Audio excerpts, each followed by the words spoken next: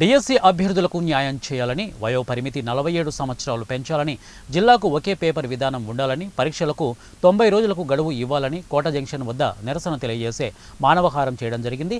ఇక డిఎస్సి అభ్యర్థులకు పరీక్ష సమయం 90 రోజుల గడువు ఇవ్వాలని, జిల్లాకు ఒక పేపర్ విధానం పెట్టాలని, వయోపరిమితి 47కు పెంచాలని భారత ప్రజాతంత్ర యువజన సమైక్య డివైఎఫ్ఐ ఆధ్వర్యంలో కోట జంక్షన్ వద్ద నిరసన కార్యక్రమం అనంతరం మానవహారం చేయడం జరిగింది. ఈ కార్యక్రమంలో డివైఎఫ్ఐ జిల్లా కన్వీనర్ సిహెచ్ హరీష్ మాట్లాడుతూ రాష్ట్రంలో నిరుద్యోగులు పోరాట పటిమంగా డిఎస్సి నోటిఫికేషన్ సాధించుకోవడం జరిగిందని, అలాగే రాష్ట్రంలో నిరుద్యోగులు డిఎస్సి నోటిఫికేషన్ కోసం సంవత్సరాల తరబడి ఎదురు చూసి 7 సంవత్సరాల తర్వాత ఎట్టకేలకు కూటమి ప్రభుత్వం నోటిఫికేషన్ విడుదల చేయడం హర్షం వ్యక్తం చేశారు. 7 సంవత్సరాల తర్వాత ఏలో ఓడినటువంటి నోటిఫికేషన్లో నిరుద్యోగులు సన్నద్ధం అవ్వడానికి పరీక్షకు కనీసం 90 రోజులు సమయం లేకపోవడంతో తీవ్ర ఆందోళనకు గురవుతున్నారు.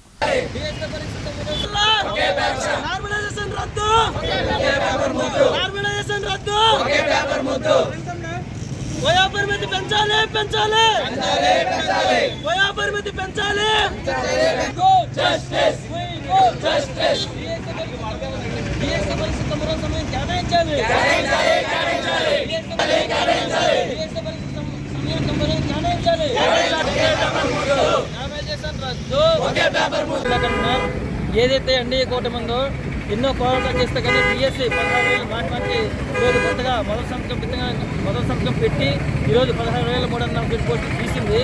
అది గమనార్హమే. కానీ ఏదైతే ఈరోజు సబ్జెక్ట్ చూస్తే మాత్రం ఎక్కువ రోజులు ఉంది. ఇది చదవడానికి సిలబస్ అయితే ఎక్కువ ఉంది. పిల్లలు కూడా చదవడానికి చాలా ఇబ్బంది పడుతున్నారు.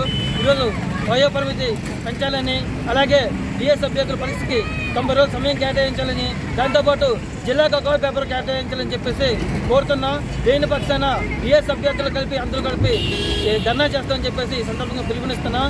ఏదైతే డిఎస్ అభ్యర్థులు ఇబ్బంది పడుతున్నారో వాటికి వెంటనే న్యాయం చేయాలని చెప్పేసి కోరుకుంటున్నాం.